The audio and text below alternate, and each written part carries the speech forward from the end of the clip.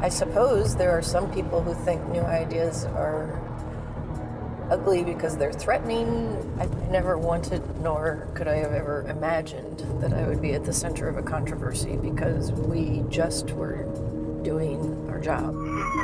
I'm gonna break the camera.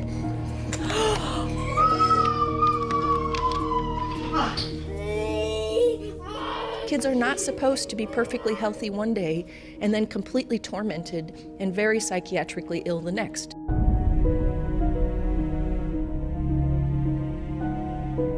She recognized that you can have obsessive-compulsive features that come on following an infection. It's probably very foreign to neurologists and to psychiatrists and to many people to even think about autoantibodies as causing a mental disorder. He was a completely different kid. It was looking at looking at a different kid in the same body. There was no way that they could conceive of the possibility that he was not like that 2 weeks ago. Doctors linked Maury's obsessive-compulsive behavior to a common ailment in children, strep throat. The likely relationship has been coined PANDAS. We repeated the experiments over and over again, demonstrating this connection between the strep and the OCD. Probably the most effective of those experiments was using antibiotics to keep the children from getting strep and showing that that kept them from getting their OCD and tics back. Anytime a new idea is propagated, there is an opposition to that idea because it takes people out of their comfort zone. It is controversial. The concept got out of control. Every child who had no onset of tics was getting a course of antibiotics. And I don't really believe that antibiotics help OCD. Why is half of this medical community so against this research? We don't really know as much as we should, and to some extent, the public awareness has sort of moved ahead of the science. The main problems with this illness is that parents are in charge. We're not qualified. We're not qualified to make the types of decisions. There isn't enough money for research, especially when we're talking about interventions that are not supported by big pharma. It just shouldn't be this way. This experience has really shown me that our medical system is just so broken. It's just so broken. One of the things that really sucks, it so sucks, because you're so fucking tired every day to read papers and understand stuff and talk to fucking doctors and say, listen, figure this out. I'm too fucking tired to read this shit and explain it to you. Just do something for my kid, can you? Just do something for her. I think the kids that are being missed, it's a staggering number, staggering.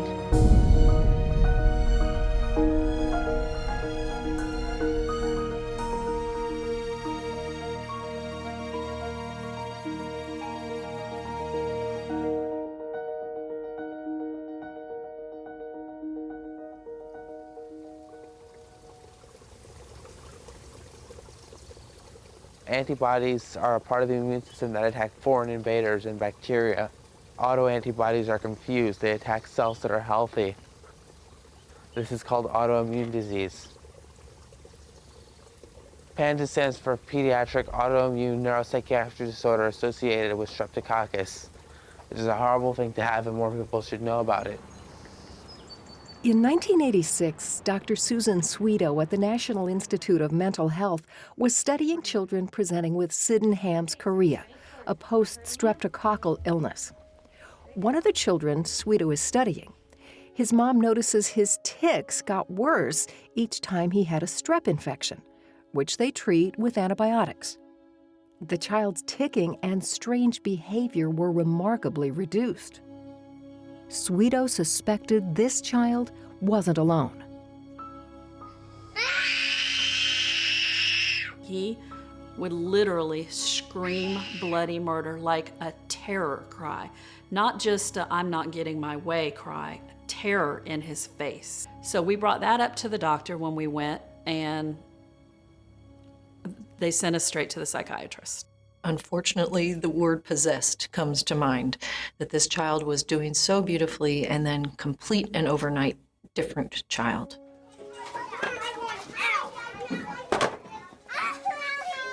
It's not a 5-minute tantrum.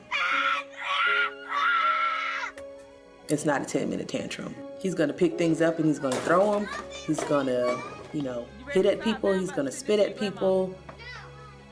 You're done having class. Well, we're going to meet with Logan's daycare provider, which is... Also the preschool. Yeah, and, well, they've had some issues with Logan there. I mean, Logan's created some issues there. A lot of assaults on other little kids. Logan started here about 2 years ago, and he was your typical little boy. Sweet, smart, beautiful, funny, inquisitive. He was your regular kid. Not being able to have both of us at work would be pretty... It'd be a challenge. Pretty huge struggle. So originally, the meeting was supposed to be with us, the coach, and the regional director. However, that was prior to Friday's incident when Logan punched the student in the face. This is what I do. This is my life. And to realize that we are not equipped to help him.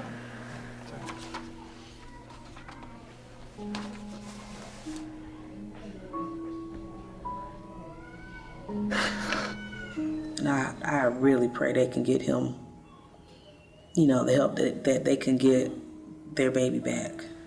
They were going to have to remove Logan from not only the preschool program, which was kind of separate from the daycare, but right now. I anticipated that part, but I was not anticipating us being out. Right. He can't come here at all, even for childcare. So now we've got to figure something out. I don't know what we're going to do yet. PANDAS is distinguished from other kinds of obsessive-compulsive disorder and tic disorders and eating disorders by the fact that there's an unusually abrupt onset of symptoms. It literally comes on overnight. Oh, there it's going. Yep. This is not my daughter the way she was like a couple weeks ago. She was at points pulling her hair out. I want to die, Daddy. You want me to die. Raging at us because she was starving, telling us, I'm starving, feed me, feed me. I promise you guys. Perfectly safe. If I had it right now, I would have an allergic reaction. To an apple? Yes. Really? I promise Have you ever had an allergic reaction to an apple before? I promise you that I would have an allergic. She had stopped eating completely. She was completely dehydrated. They had to put an NG tube in. I mean, oh my God. She ended up with a tube feeding through her nose. This is a totally different child. The pediatrician will most often suggest that it is a psychiatric problem and have the child pretty immediately seen by a psychiatrist. Like, it doesn't occur to them that this could be a physical problem. The thing that I don't understand is how, if a pediatrician has taken care of that child, typically multiple children in the family, right? And they've known this mom for 7, 8, 10 years. They've had good interactions around this child, and she comes into your office and she says, my child has fallen apart and X, Y, and Z. Why don't they remember that history of all the previous interactions with that mom and kind of go, oh my gosh, we've got a big problem here. We realized, okay, she's not getting better. And it just snowballed from there. She ended up in the ER with dehydration and was admitted to the hospital. You know, one of the things they said is maybe we coddled her too much. And I don't think they meant that in a bad way. I think they thought maybe that was part of the issue. I later had a conversation with the doctor, the pediatrician who was in the same room with us the next day, and he said, so, you know, if she goes home and she comes back she's going to be admitted to the psych floor. That terrified me, to put my child who has severe separation anxiety on a psych unit where we couldn't stay with her. And I remember at the hospital one night, Christine and I would rotate, and I remember looking at our iPad and seeing PANDAS there, and I didn't read it. And I remember on Thursday, my wife floated that idea by the doctors. OCD, anxiety, like, yeah, that's her. Acute onset, literal overnight onset. I said, yep, that's what I'm seeing. Some comments from another one of the psych people, you know, don't believe everything you read on the internet and whatnot. Talking to medical professionals who just blow it off. Like, well, it can't be that. Well, we don't know anything about it, so it can't be that. Well, what do you mean I've been saying this all along. You know what you know, you don't know what you don't know. And it's okay that you don't know, but figure it out. Get the information. And don't be mad at me because I go on the internet and look something up. That pisses me off. Traditionally, physicians were felt to be godlike, because we, have all this training, we have all this knowledge, and we know how to fix these problems. And if you know this is bipolar, this is OCD, this is anxiety, and this is how you're taught to treat it, then that's what you do. Other people out there fear that, oh wow, everything I learned, my whole thing, my whole world's crashing down. This does not fit into my realm, so it can't exist. Unfortunately, not all providers are open to the possibility of a parent even coming in and say, I heard of this or I read about this. It can piss them off. They don't like standardly being told what to do. They like being the expert. This was diagnosed, he says, by a top doctor at Tufts Medical Center. But medical personnel at Boston Children's Hospital apparently disagree, saying she has a psychological condition. A resulting legal battle has led to the state getting custody of Justina. If a parent disagrees with the diagnosis and chooses to believe that there may be an infectious trigger to their child's behavior, they can find themselves in a lot of trouble because the state can then come in and take custody of that child.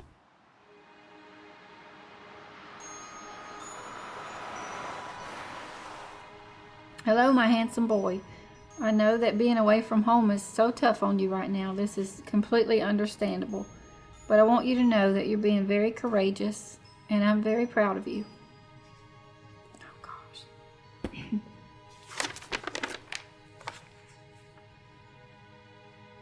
Preston, I know that being away from home is tough on you right now. It's completely understandable. But I want you to know that you're being very courageous, and I'm so proud of you. Before you know it, you'll be back home with us where you belong.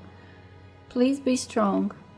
Continue eating and drinking and taking your meds so you can get back home, home to us soon. So it was very tough and on everybody involved, just to have him committed to an institution against anyone's will and then not tell you when they're going to release him or if they're going to release him. That's a scary feeling, to have someone take your child from you. How does an 11-year-old child go from the safety of his rural home to being committed to a New Orleans psych unit? He was his normal self. Then suddenly, he wasn't. And it seems no one would listen to this mom.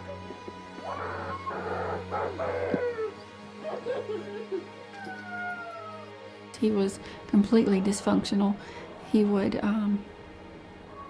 urinate on himself. He was completely overwhelmed with rituals. He couldn't eat, he couldn't drink. He literally was wasting away. And I know he wanted to, because he would tell me, I'm thirsty, I want to drink, but he couldn't bring himself to do it. Kim and Steve try to get help, but no one in the local medical community invests the time to diagnose Preston. No blood work, no real medical workup. They're sent out the door with a prescription for 25 milligrams of Zoloft, a psychiatric medication, which has no effect. So Kim gets on the road to a bigger town to see a specialist in child psychiatry, who suggests that Preston's new school is the reason for his bizarre behavior. The psychiatrist increases the Zoloft to 100 milligrams and adds Vistarol, a sedative. You just keep pushing, you just try to figure out what's wrong. I mean, we would just go to doctor after doctor and try to encourage him that it's okay, we'll figure out what's wrong, to keep his spirits up. But in the meantime, he would tell me something's wrong. My mind is telling me to do these things, and I don't know why. Nothing is working for Preston. He's not eating, and he's getting worse each day. So they pack up the car and head to a university medical center in New Orleans. And even they don't know what to do with him. A physician's emergency certificate is issued, and Kim and Steve lose custody of Preston. He is taken across town to an adolescent psychiatric unit. And that's where he cried and begged us not to leave him. Actually, I had to get up and go outside for a while. I couldn't handle it. It was just, break me in tears, and he couldn't let him see me doing that. But it was bad, real bad. You can't imagine how bad it was. When I first got there, I didn't want to leave my parents. And all in bad shape.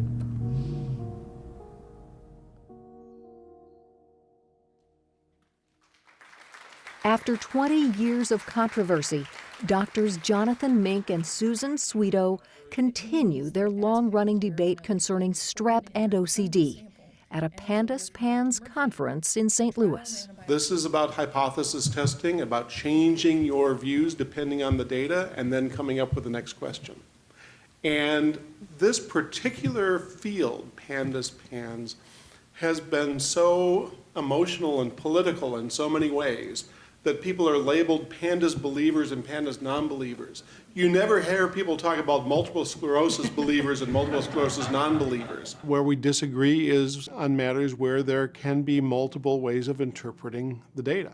There were a couple of studies, one by Kurland et al., one by Leckman et al., around the same time, where they looked at this question of sudden dramatic exacerbation remission versus gradual waxing and waning, but they found that neither pattern was associated with preceding strep infections in that study.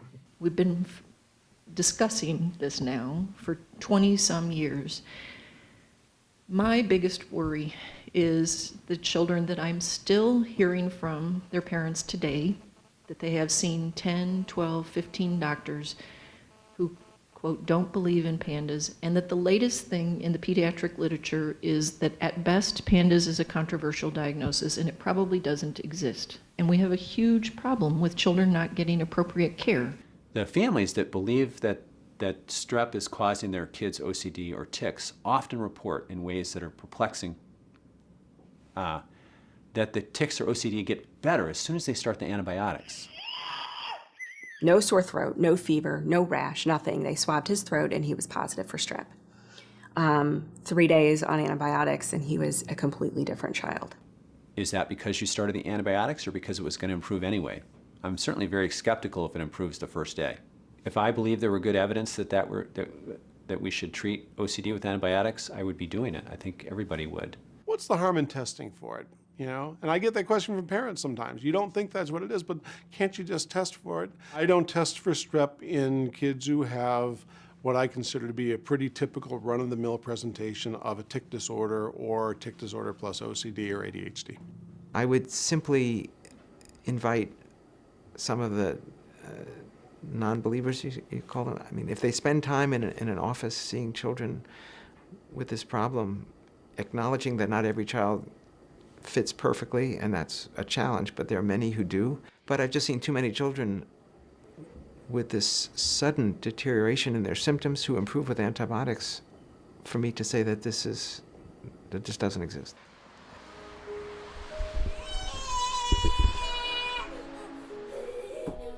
Basically we were faced with a medical situation that we couldn't handle in Charlotte. Our doctors don't really believe in this disease or understand it. I think there's a combination. We've seen a neurologist and a pediatrician. I think our neurologist believes it's a real disease but doesn't know enough to treat it confidently. And our pediatrician, I think, won't give me a straight answer, keeps saying this is a disease, a diagnosis rather, that's controversial.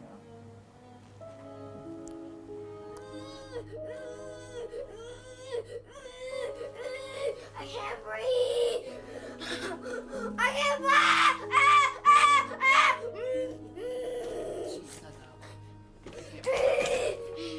It's true.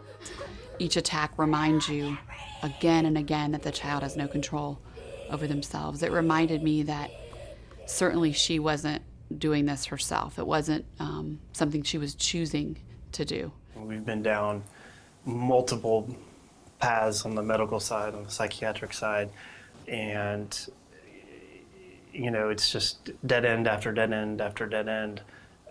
Meanwhile, Greta's continuing to decline.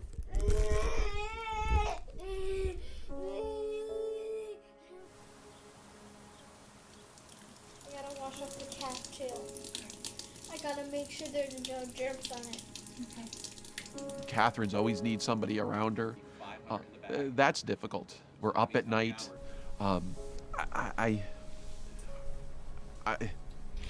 It's fucking hell. It's hell. It's hell. I don't know how, like, how people do this. I'm doing it. I just don't know. I have no idea how people can have a kid with this thing. Just do it on the nose. I feel like I feel lost. So yeah, so it's trying to hold myself together so I don't fall apart. I have another daughter, Jillian.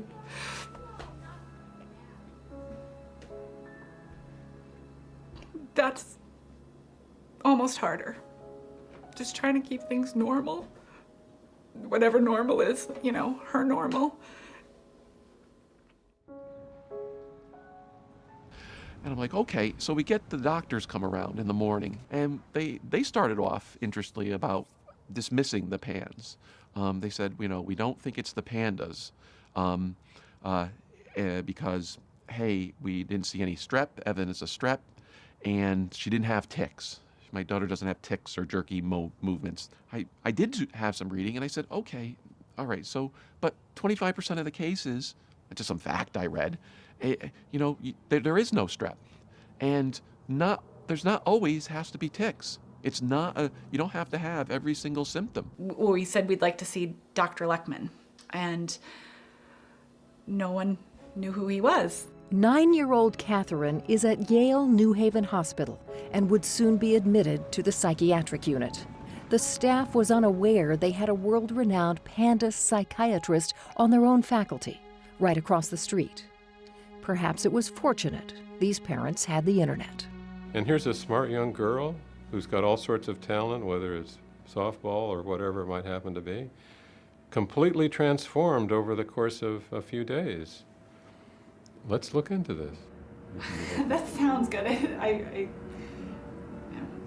I wish I felt more hopeful. I'm frustrated. We're all frustrated. Dr. Lechman diagnoses Catherine with PANDAS and recommends specialized treatment. They drive Catherine 7 hours to Washington, D.C. Is that Catherine? That's Catherine, yep. Hi, Catherine. Hi. How are you? I'm Dr. Latimer. Hi. Nice to meet you. You too. Are you ready? What? Are you ready? You ready? Just a minute. Are you ready? The next day is when everything changed. Again, so the funny feeling, was it the itchiness or was a funny feeling in your head? The funny feeling she's talking about is the one in my head. Okay. Did you have itchiness with the popcorn? A little. Okay. Okay. I think. I can't really remember. Yeah, it was kind of hard to remember. But by the next day, which was Friday, she was definitely not herself. Catherine's rapid onset of symptoms concerns pediatric neurologist Beth Latimer. She will treat with antibiotics, steroids, and a low-dose SSRI. Because Catherine is anorexic, IVIG and plasmapheresis are considered. Plasmapheresis is separation of plasma from cells. A machine removes the bad plasma and replaces it with good plasma. In sick people, plasma can contain antibodies that attack the immune system. Wait, would that be a needle? That would be the plasmapheresis. Which is a needle? Yeah, but you'll be asleep for that. Which I don't want to do. That's easy. That's really easy. You go into the hospital. But you am get, I probably going to do that? I don't know, because I don't know how you're going to do it with the steroids, but I'm telling you, you're not going to go to your prom with like this.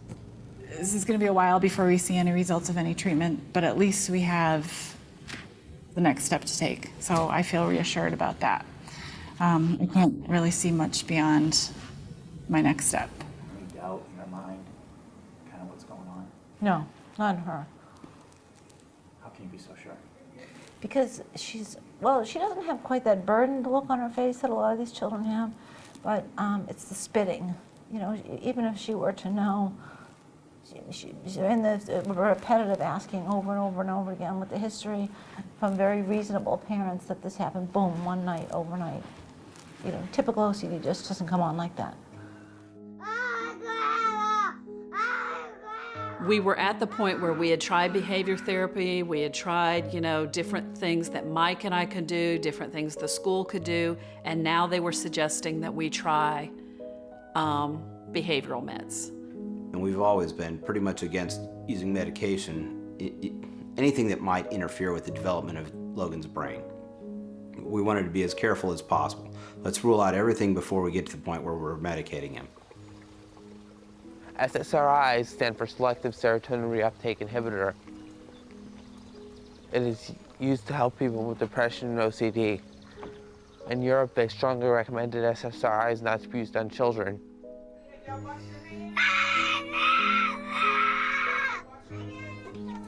It's like he's looking up at me in desperation, like, Grandma, I don't understand this. Please make this stop.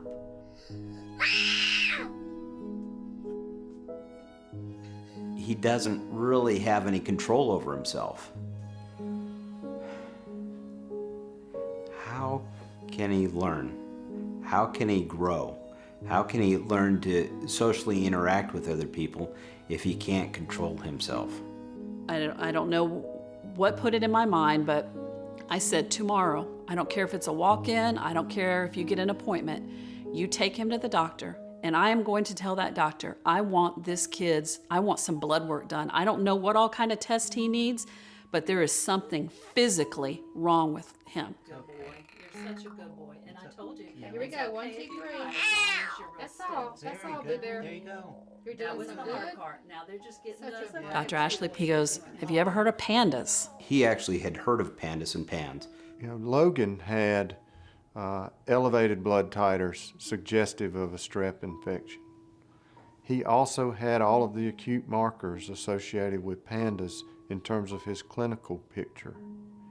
In that scenario, to reach for an SSRI first, in my mind, is bad medicine.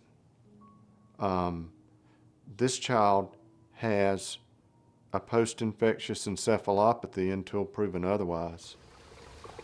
Encephalitis is a sudden onset inflammation of the brain. Autoimmune encephalitis is a medical condition in which the immune system attacks the brain. So the first step in dealing with this disorder is to eliminate the antigens that are inducing the immune response. That's where antibiotics come in.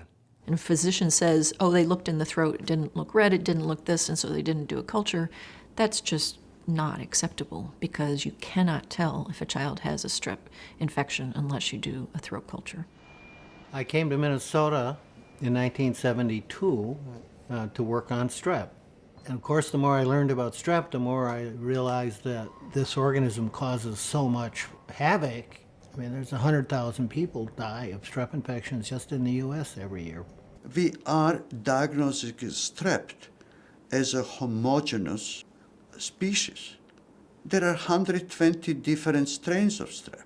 Most of the testing available today, it's almost half a century old. Most children who get strep throat get diagnosed on the basis of a rapid strep test. The streptococcal pathogen is never isolated, it's never saved, it's never studied. We've done experiments recently which suggest that those tests miss strep infections 30% of the time.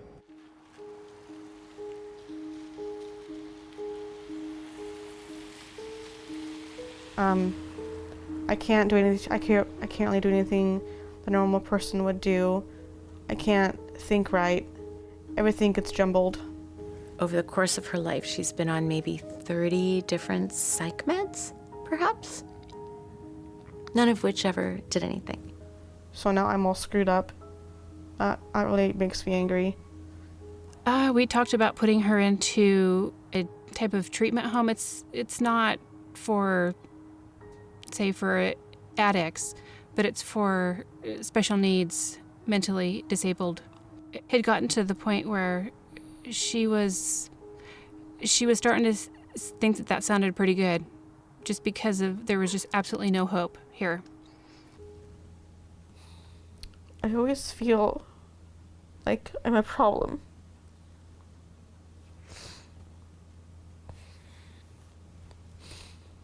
Like I'm a kind of like a broken.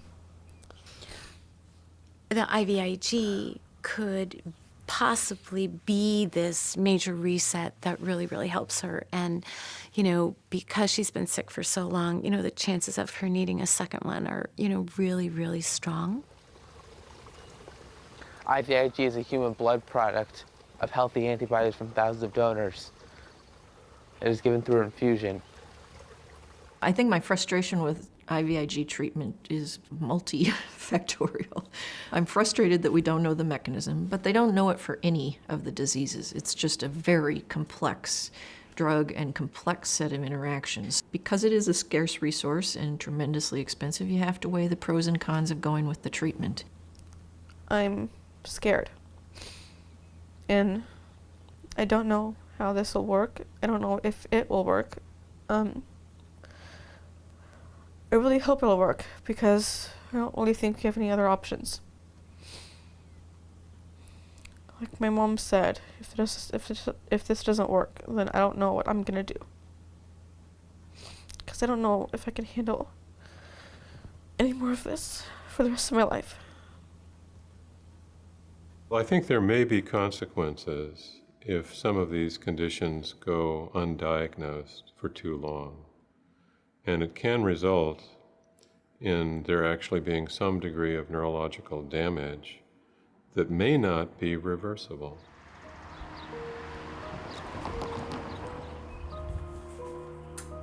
I always felt that my disease robbed me of my childhood. Oh, really? There were years or months or days where I just did not want to live anymore. Sometimes she would say, I hope I don't wake up in the morning, It was dark. No mother ever wants to fear that, their kid's going to do something to take their life. I was diagnosed with depression, OCD, anxiety, and a mood disorder at 6. My husband and I were both on board. I was the main person who disciplined and everything, but we were totally on board together. But it was stressful when, the outside family would say, she just needs more discipline. What proportion of those kids who present with OCD and anxiety actually have post-infectious or a neuroinflammatory etiology? I really don't know. And I don't know because in the early years, we were not really thinking about it and we didn't ask. If their child had had a sore throat 3 or 4 weeks previously and then had developed some anxiety or OCD, later on, it's very easy not to make that connection. I decided to go inpatient at McLean's Hospital at the OCDI, which is the Obsessive Compulsive Disorder Institute. And I stayed there for 7 weeks. And I, did therapy every day, and it was hard. And, they really focus on exposure and response therapy. So it's like you literally facing your fears. They would have me watch videos of, people vomiting. And like one day I walked into my room and there was all these pictures everywhere of people vomiting and vomit everywhere. And it was horrifying. And I wasn't getting better. We then saw a psychiatrist who put me on different SSRIs, antipsychotics, Prozac, Celexa, Cymbalta, Lyrica, benzos, Ativan, lorazepam. And I would always ask my mom or my doctors, like, when's it gonna kick in? When's it gonna work? And she would always say to me the same thing, like, why am I not getting better? Why am I taking these, drugs and I'm not getting better? The doctor's missing something. She was right. It's all very well to say, I'm upset because this was not identified. Well, the truth is, we have a clinical diagnosis still only. I think that the SSRIs, may have had a bad rap when people were treating the one but not the other.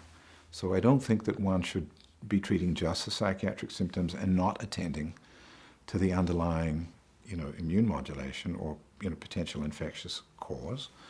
But to ignore the benefit of proven and relatively safe treatments for anxiety, for example, or mood instability, is also, I think, incorrect and probably medically negligent. And it was just interesting to me that sort of we put it out there in 96 and then in 98, and one of the very first things that happened was a series of editorials.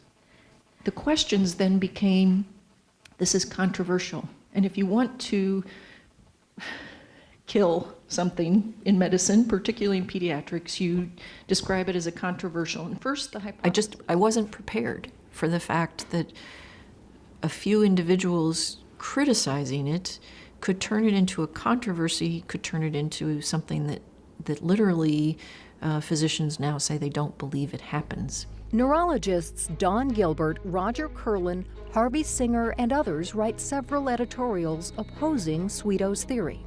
The New York Times reports that Roger Curlin is one of her most vocal critics. He is quoted as saying, "Yes, it's true that some children develop rapid onset OCD and a high percentage test positive for strep. But does that mean the former is caused by the latter? In the prior 2 weeks, 90% of these kids may have also eaten pizza. Can I make the association that pizza is linked to OCD?"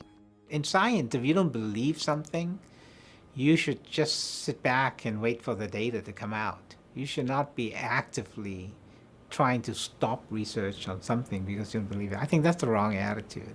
It did make it very difficult for us as scientists because I could not get NIH money. Having a hard time with the funding because of the amount of skepticism in the reviewers. Some that are okay with it, but some that are fairly skeptic. And what if the reviewers don't believe in pandas? I mean, then you put all that work in and they'll say, well, there's no such condition, and you don't get the funding. I can't imagine an IRB would reject a research protocol because of some editorial somebody wrote. I just can't believe that.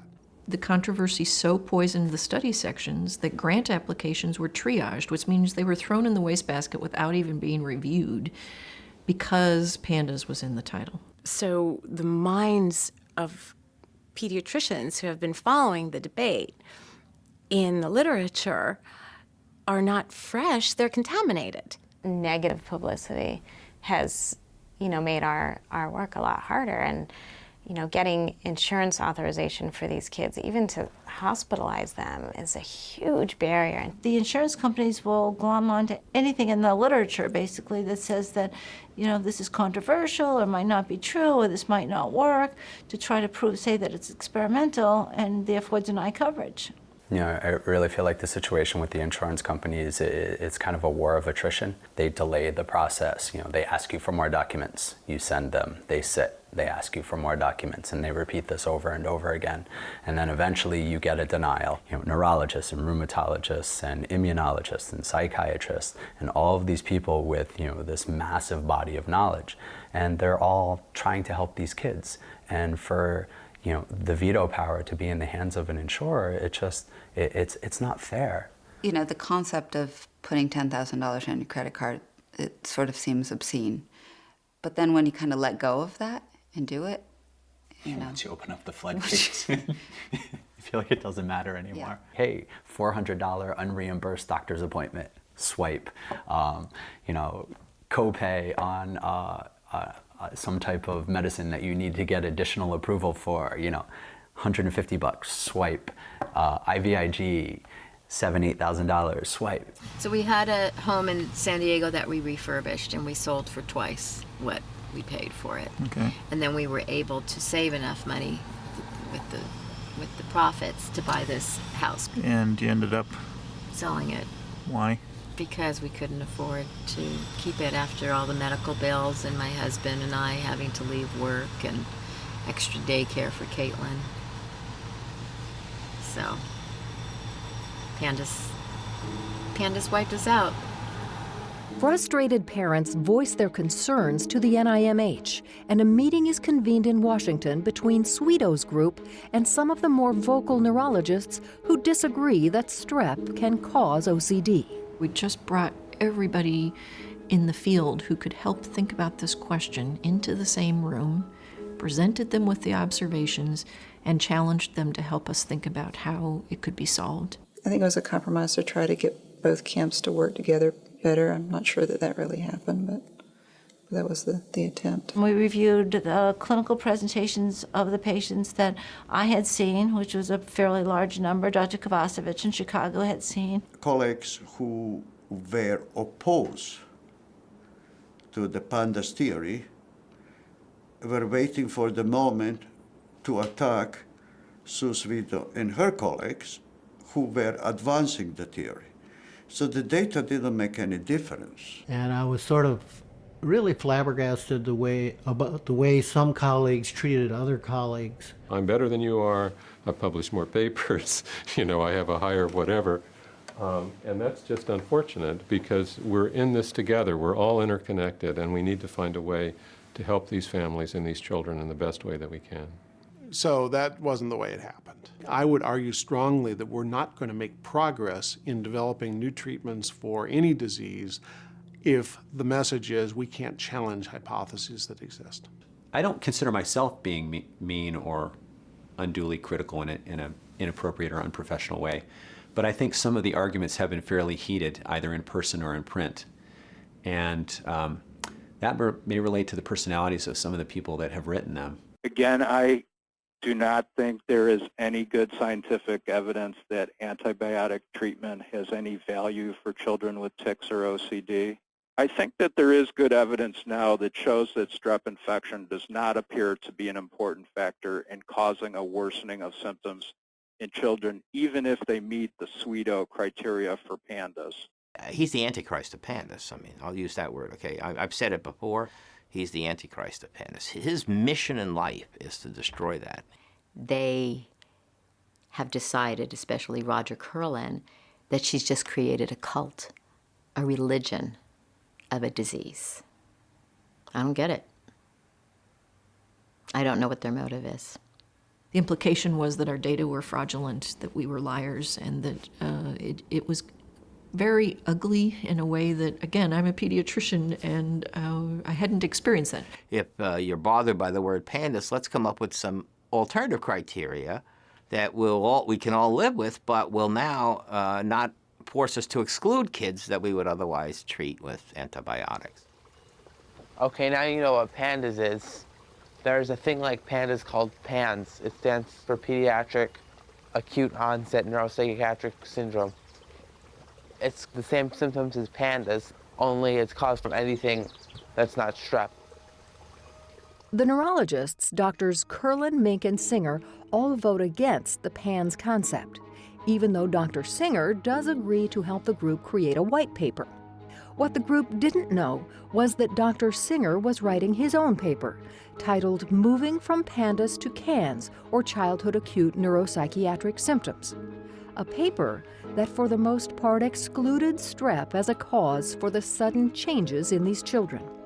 The authors state that the PANDAS condition remains controversial, and the routine use of antibiotics or immune-modifying therapies is not recommended. The paper was co-authored by Donald Gilbert, David Wolf, Jonathan Mink, and Roger Curlin.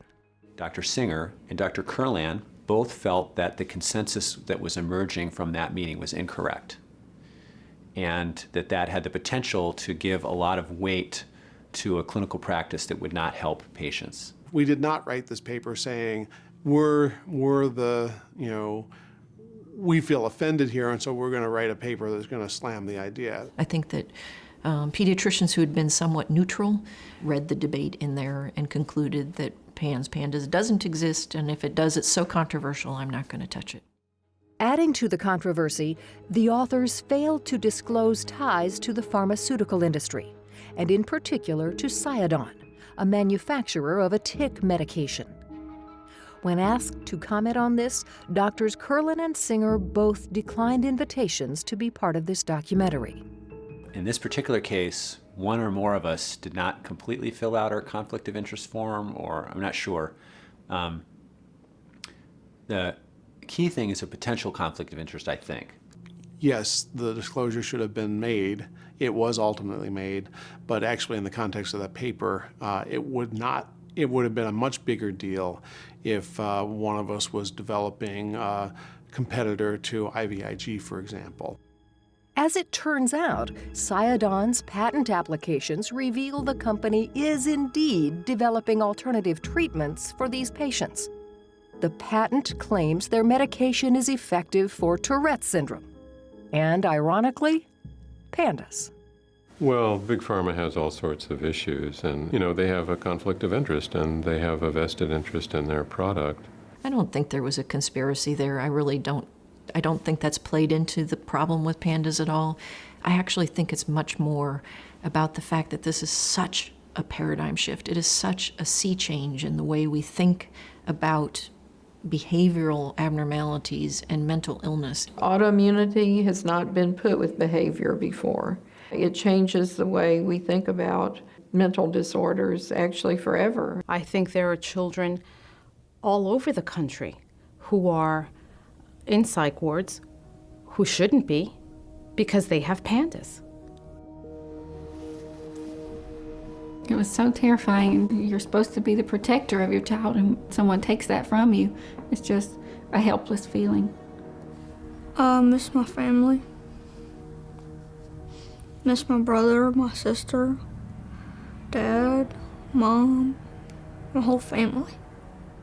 Preston is confined to the adolescent psychiatric unit in New Orleans and is having tremendous separation anxiety. His medical records show that psychiatrists have added Zyprexa, Risperdal, Lexapro, and Ativan. When that's not working, they'll add another medication. And then if that's not working, they'll change the dose or maybe change the medication. So it can take a long time for people that really stay on the medications before anybody says this is absolutely not working. I think it depends on the tolerance for suffering that either the parents have or the psychiatrist has. Noting Preston's oppositional defiance, in this case not eating, they place him in darkened solitary, called the quiet room. Like I couldn't sit down, I couldn't touch anything. And like when I couldn't sit down, they would put me in like this dark room, like a timeout room. And like it was really bad. And I couldn't eat, and they were serving fried catfish that night. And I couldn't eat it, and that was my favorite food. Like, he was very dehydrated, I could tell. I didn't even recognize him. He had gone down since he'd been in there. There's no way that was behavioral. No child is going to decide to one day just stop eating and tell you he wants to eat and just can't do it. That's, to me, I knew it wasn't behavioral, but that's where everybody was pointing. That's what everybody was telling us, it was behavioral. I had figured out what I thought was wrong with him, and so I called the physician and asked her to please run this test on him. I was very excited because they're drawing lab work every day anyway. And she immediately said no, that she thought about PANDAS when he came in, but he did not meet criteria. And that if I thought something was medically wrong with him, I could come and pick him up and have him cleared myself. You know, this is a political and logistic problem. There are no psych hospitals that are really good at doing medicine, and there's no medical hospitals that can deal with severely psychiatric patients. The two are really incompatible with one another because psychiatric hospitals really are geared towards, the whole model is based on therapy, talk therapy, and drugs, and not really investigating what's behind things. So after nearly 2 weeks in an adolescent psychiatric hospital, the doctors release Preston. His discharge orders list him as stable and prognosis good, despite the fact that he hasn't eaten in more than 10 days while under their care. It's upsetting to me. I was taught in pediatric residence, listen to the mother, listen to the mother.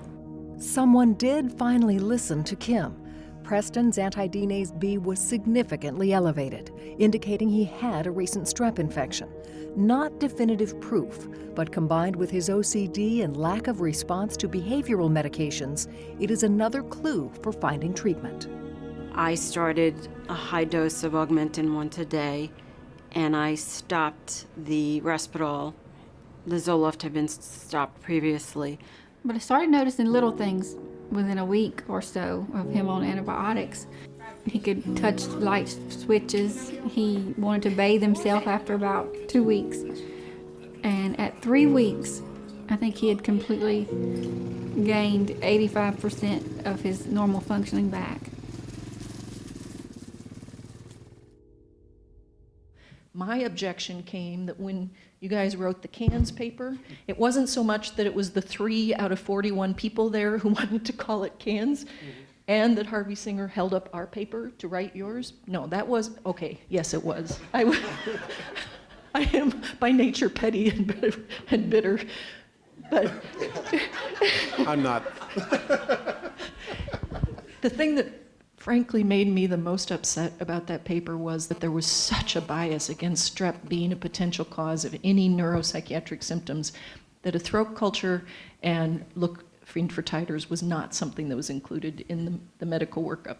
So yes, we've been biased in the pro-PANDAS direction, but I think the biases have been on both sides. And the strep mutates all the time. So if one of them changes to be more rheumatogenic or pandasgenic, then you're going to have an outbreak of pandas in a community next to one who has absolutely no cases, because the strep that's going around those schools is different than the strep that's going in this school. But it's not always just a strep throat. You can have strep throat, you can have strep in your nose causing impetigo, you can have perianal strep, you can have vaginal strep, you can have penile strep, you can have eczema that's infected with strep. There's multiple places that strep can be that nobody looks for. And the kids come into the office and I look at them and I said, that's strep. Of course, strep is a foreign bacteria and your body doesn't want it there, so it reacts to those streptococci. So the immune system has 2 important components: the antibodies, which bind to other proteins and attack bacteria, and T cells, which help the body make antibodies. These T cells, we discovered, were a unique brand of T cells called Th17 T cells. These T cells seem to be migrating along the nerve that senses smell. And they actually enter the brain along this nerve. The consequence of that is that the blood-brain barrier becomes leaky. And once the blood-brain barrier becomes leaky, antibody leaves the blood vessels and can get into the brain. The nerve generates an abnormal signal that produces the symptoms of both Sydenham's chorea and PANDAS. A lot of people have thought about mental disorders and Freud, and that the Freudian thoughts are more that it is something happening in our brain that isn't even associated with biologic processes. And this is just not true. Our bodies are all biologic, and even though years ago we may have not thought of the brain as being a biologic organ, it's just as biologic as the heart or the kidney. And we know a lot about the kidney and the heart now, but the brain is the last frontier.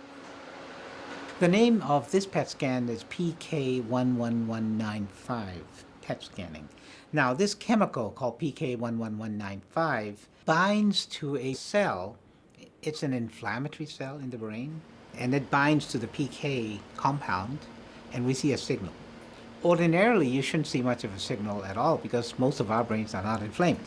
And in PANDAS, What we are finding is increased binding of the PK compound in deep structures in the brain called the thalamus and the basal ganglia.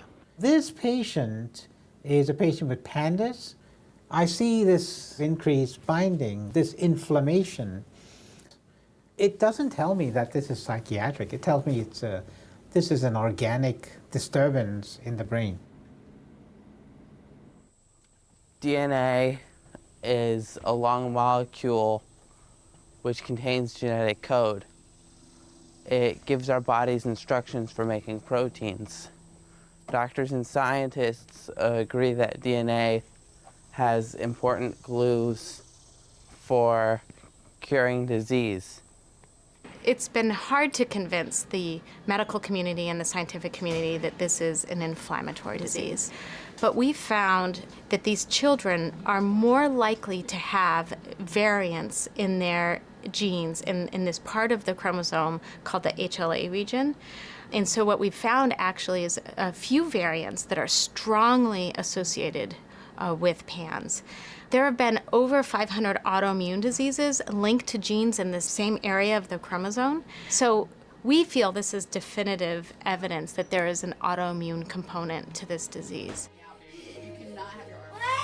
It's like a seizure. It's like watching your child be attacked by a ghost. It's the most out of the blue, random, intense overtaking that you could ever imagine. I don't really know what to relate it to. You know, this is a disease that's, in her case, we think caused by strep, and so we want to kind of clean the house out before we start to get her better. And so what Dr. Harley explained is that taking out our tonsils will really allow us to access the tonsils fully and see what's behind them, what's under them. Taking the tonsils out changes the whole immunobiology. There was a greater benefit when they had the tonsillectomy followed by IVIG. So that's always my suggestion. And I always warn parents, by the way, tonsillectomy does not cure PANDAS. It hurts really bad. We took the tonsils out with a plan to do IVIG. I think that there's a lot of reconvincing yourself that you're doing the right path, and there isn't a test that gives you a number that makes you sure that this is exactly where you're at in the process of healing. It's not A plus B equals C thing. Dr. Latimer recommended a course of steroids and antibiotics for Catherine, starting with a steroid burst and then gradually tapering down over the course of a month. Oh, you're doing that again? All right. How's it taste? That one went down. That one, I know it did. That was a big one too. And I'm not spitting really. Yeah. We were told that it's possible that she will relapse. So we are cautiously I think it's probable she'll relapse. Well, I'd like to yeah, I know. possible because she's doing so well right now. Yeah, right, yeah. Our fingers Yes, are crossed. crossed. You know, it's very difficult, and I honestly feel like I don't know if we're doing the right thing. We're suffering. Yeah. We're taking lumps. Yeah. You know, I don't think we haven't been beaten down. No. We're getting back up every day and fighting. No. Yeah.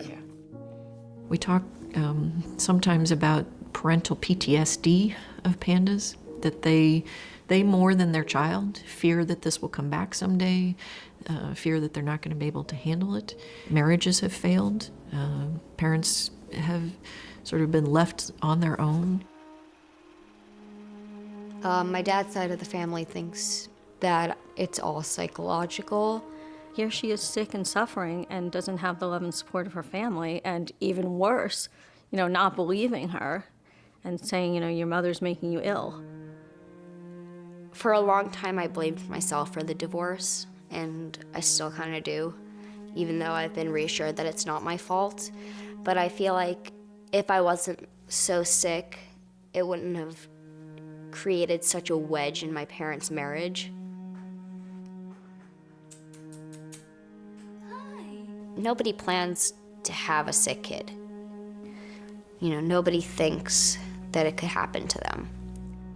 You know, they always say parent intuition is such a strong thing.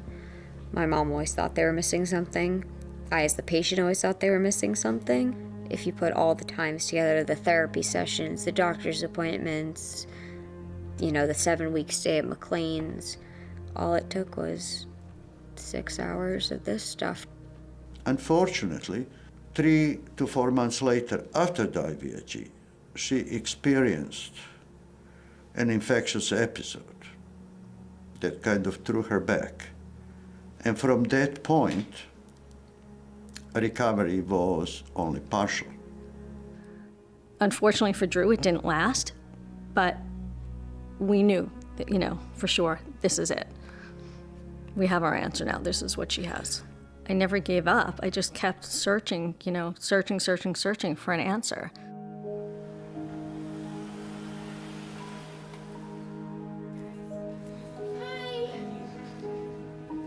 She was absolutely non-functional. She couldn't work anymore.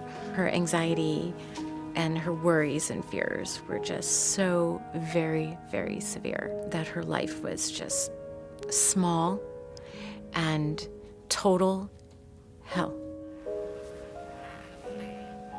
I'm hoping to get from my,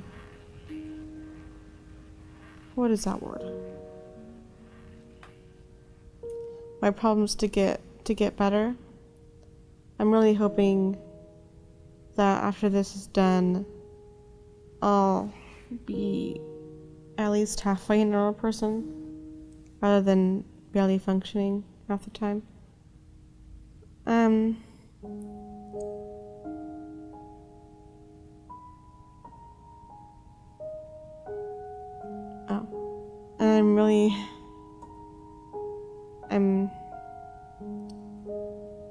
I'm really hoping to get better. And hopefully all the way better. That would be cool. Yeah. IVIG for pandas and pans may last for hours spread out over several days. It may take weeks or months before there are signs that it is working. How do you get coverage for IVIG or pheresis? Have the insurance companies started to pay for this indication? Well, the suggestion here was move to Canada, but I can affirm. But again, they only pay for it in select diagnoses, and the governments are increasingly, due to the cost of IVIG and the potential risks of IVIG. I would say the most stressful thing for our marriage, though, has been the financial impact, and it's not necessarily been the illness. Our kid got sick. We searched around for answers. When we finally found the answer, and then the insurance company says no. Second bill, similar situation. It's House Bill 984. It's relative to insurance coverage for pandas and pans. We're in a situation where young children are afflicted by a disease, and insurance companies don't want to pay for the treatment. Let's look at IVIG. So I'm looking at a treatment protocol and procedure that is expensive. But if it works, how can we deny it? And ultimately, what's the long-term cost? I think health insurance is supposed to be covering you for all of your conditions. And I don't think that an 8-year-old child or someone who's younger should have to suffer, and the family have to suffer because we're not paying for it. So I applaud Jacob and his wife Heather, and for coming forward.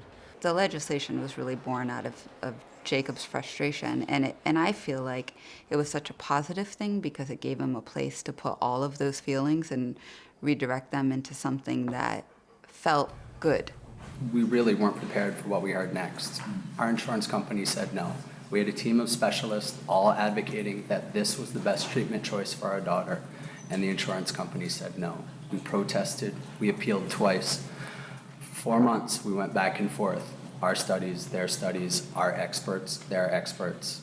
I mean, it's a system where the deck is really stacked against the family. Ultimately, the fate of our family really was shaped by an insurance company doctor, a doctor who doesn't treat patients, and a doctor who had never examined our daughter. So we knew if we sold the house that we would have more options to be with the kids. And so that felt really easy because it's just a house. Oh, okay. So this It's terrible that we play like the worst case scenario game, but we think, okay, what if we were going through this and one of us wasn't well?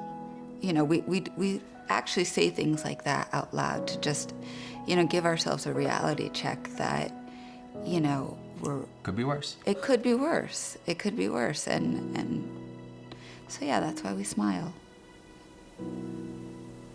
Sometimes we don't know any better, so we just smile.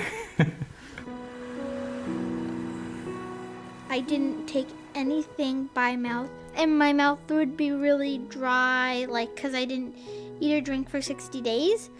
So, but then at the end, when I was gradually getting better, I would wrench my mouth out. And one day I swallowed a little bit, so that felt good, and yeah. Catherine's back to school, usually later morning, about 10 o'clock, and she's starting to stay through lunch. And then when she comes home, she has a tutor in the afternoon for about an hour and a half. I don't think her endurance is quite where it was before, and her attention is still a little bit off.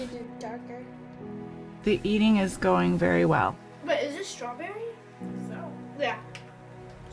Oh, we're doing okay. I think we're all still in shock, or slowly coming out of shock. I don't think we're out of it yet. I'm not sure I ever will be, honestly. Completely. Yeah, it's going to take a lot of therapy to get him over this, over the thoughts and the post-traumatic stress of being in the hospital. I was really looking forward to this because I wanted to share my story and I want everybody to know it. Why is that important to you? So that any other kids, like, they can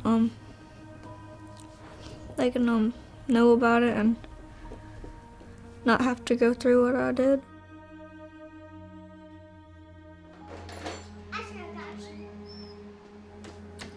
About a month ago, my daughter was diagnosed with strep, my 1-year-old. I realized at that point that I'd seen a little bit of a change in Preston.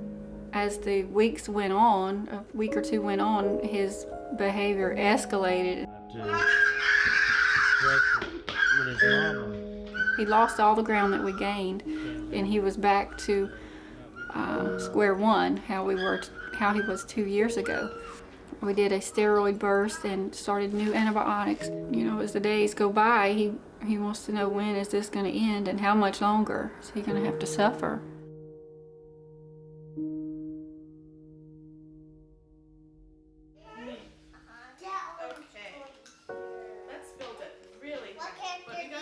Amanda, she was able to go out and get a job. She started going back to college. She's been just amazing. It seems like every couple of weeks, she's just that much sharper. She's got so much hope now for her future, and she has hope of having that normal life. For a long time, I thought that I would never be normal. I mean, I wasn't normal. I was far away from being normal at all.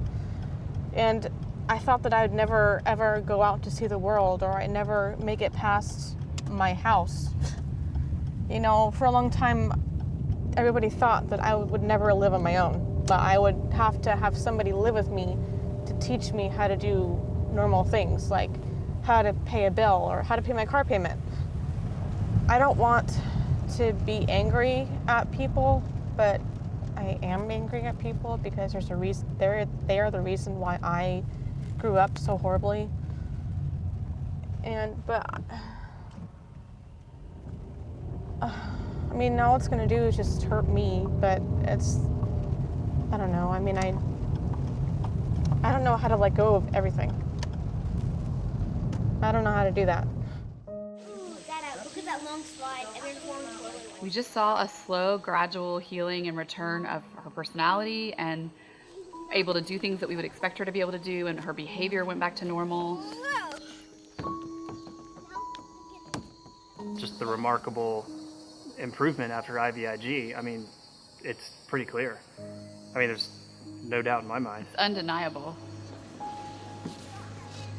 I feel like I'm experiencing life with a whole new set of eyes, and that I see joy in things that I totally took for granted before. So, I mean, I'm thankful for it in a way. Only fairly recently, starting to let go of the cautiousness. It takes a while. I mean, there's definitely still some PTSD there, but it's fading too. You know, that was my reading of the paper when you originally published it. It was, wow. So I have to think about this in every child who has new onset of tics, who has exacerbations and remissions. And it's become clear that, well, this is a rare entity in children who have tics rather than a common entity. No, it's an uncommon. It's not rare. Okay.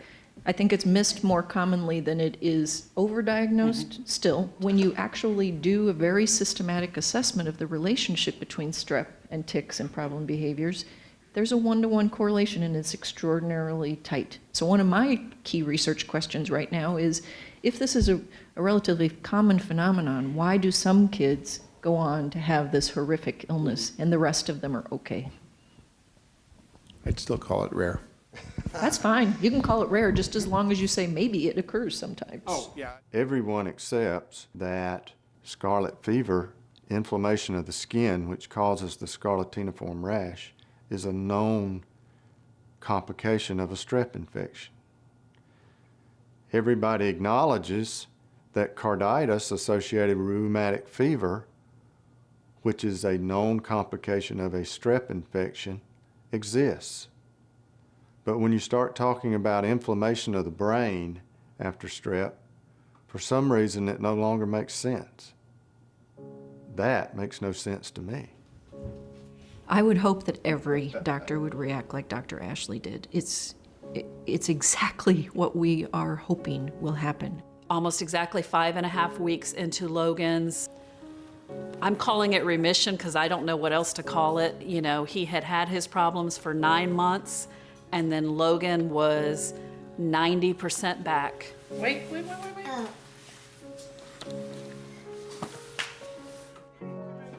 Because it had been so long since I had seen healthy Logan or normal acting Logan that I could not I couldn't wrap my mind around how awesome it could be. I mean, he's come a long, long way. You know, he still has some hurdles because his immune system is terrible, but you would not know by looking at him. Here's the church, here's the steeple. Open the doors and oh, I did it wrong. Okay. Here's the church, here's the steeple. Open the doors and here's all the people. Today was Logan's first day of kindergarten. Logan did not show any signs or symptoms of nervousness or the normal tics or behaviors that we're used to. Only 8 months ago, he was dismissed from a school because his behavior was so bad. And this morning, first day of kindergarten, you know, not chaos, but just a lot more than he's used to, a lot of people and everything. He was like, you know, bye, Grandma, Grandpa, you know, and I was like, oh my gosh, he's being bigger about this than I am. The parents that figure this out for themselves and take it to the doctor, they're the ones that blow my mind.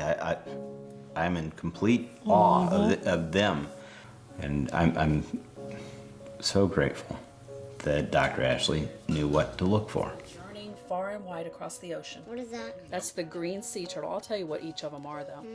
It shouldn't be about egos and anything like that. It should be about whatever it takes to heal a child. Thank you for the dream, and thank you for staying. But she was doing fabulous.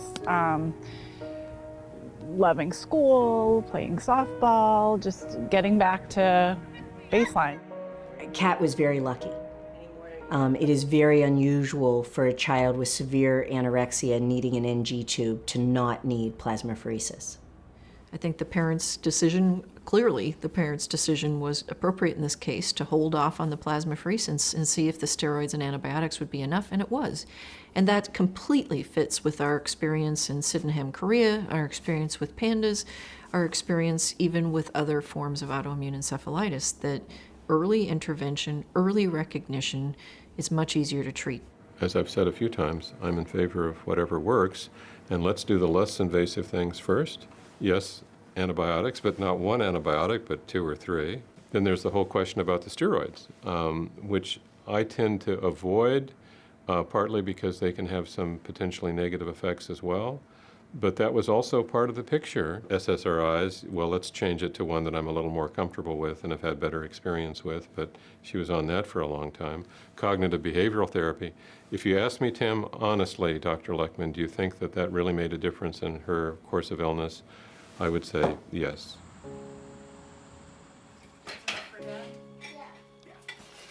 So yeah, the stress of this morning.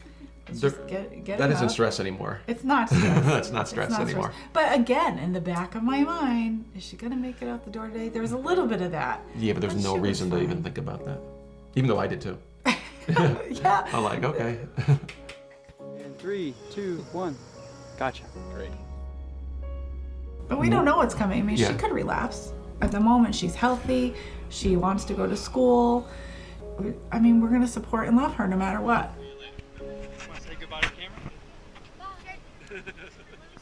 I'm very happy for anyone that catches this early. And I think there is some sort of jealousy but there's really no point in being jealous because being jealous isn't gonna make me any better. It's not gonna improve anything. And, sometimes it's 2 steps back, 1 step forward, 2 steps back, and it feels like a never-ending cycle. And then there's days where I, go grocery shopping and cook dinner for everyone and go out with my friends, and some days it's easy, some days it's not, and it's a day-by-day thing. I know I certainly regret any time that she didn't receive appropriate treatment, and I think that's probably true for lots of kids then and still now. Where are we going tonight? To the ranch. We're going line dancing.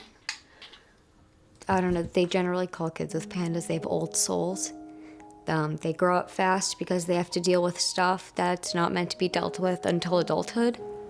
I see her starting to live more like a normal 20-year-old, but my biggest fear is, what if she doesn't get better?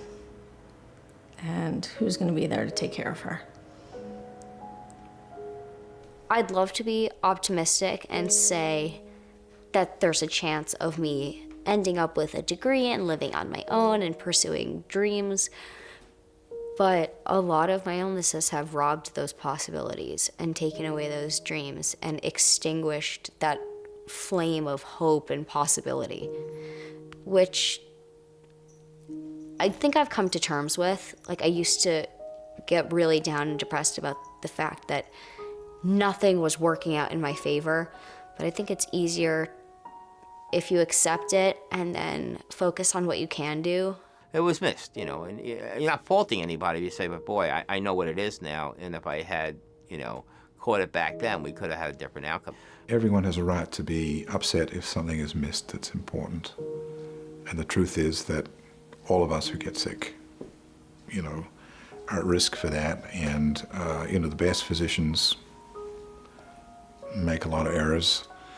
In Drew's case, we don't really know what the trigger might have been. It's a profound loss of life is what happens. And it pisses me off. There are no crazy people. There are sick people and there are healthy people.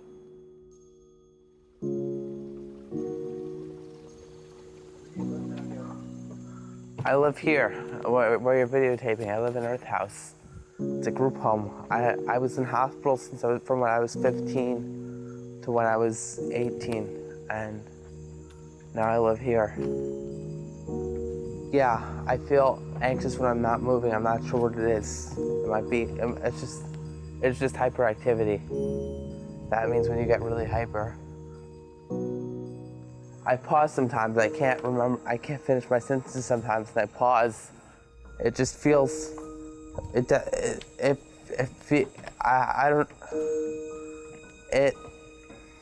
Hank Aaron, famous Boy Scout. I have chosen Hank Aaron for this biography because he is a baseball player and I enjoy baseball. I had no idea he was a Boy Scout.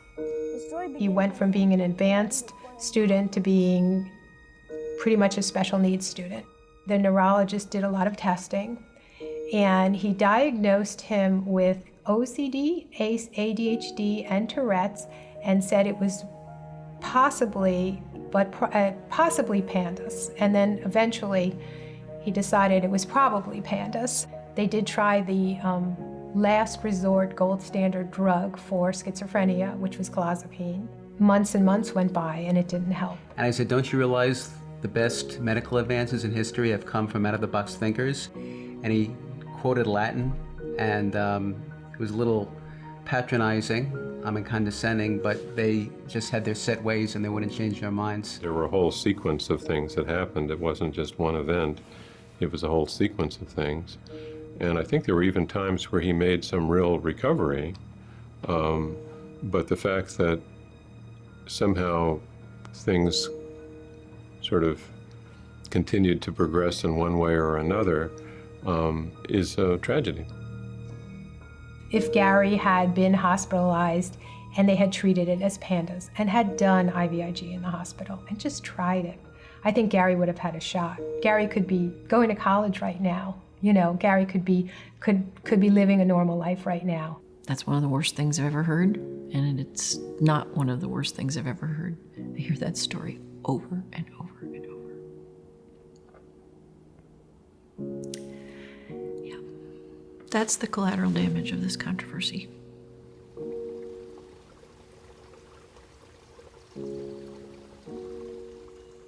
You shouldn't be ashamed of having PANDAS, but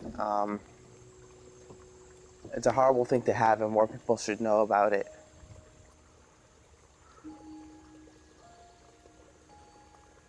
Don't feel bad for me. I'm not really suffering. It's okay. I'm not suffering that much.